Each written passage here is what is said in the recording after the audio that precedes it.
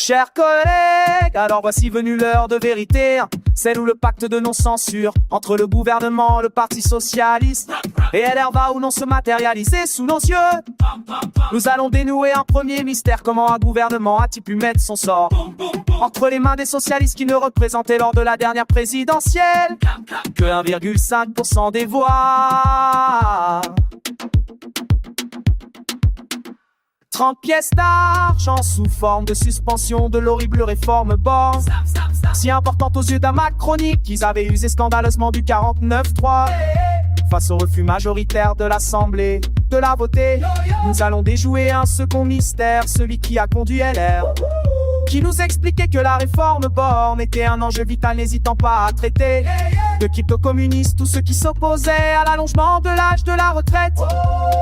Eh bien, ils acceptent la suspension en échange de l'assurance de ne pas retourner devant les électeurs. Je voudrais donc, chers collègues socialistes et républicains, vous dire solennellement: par opportunisme, vous avez livré un concentré chimiquement pur des manœuvres, des ententes et des arrangements que les Français aujourd'hui ne supportent plus. Renaissance est contre la suspension, ils vont voter pour.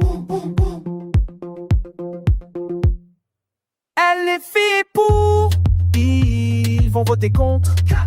Les communistes sont pour, ils vont voter contre, peut-être s'abstenir. LR est contre, ils vont voter pour.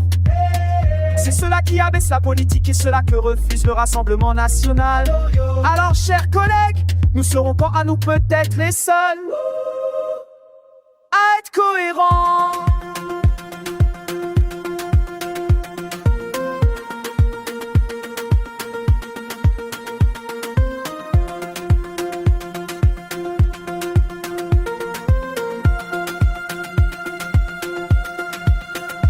Nous allons voter pour suspendre en attendant son abrogation la réforme Borne, injuste socialement, inefficace économiquement.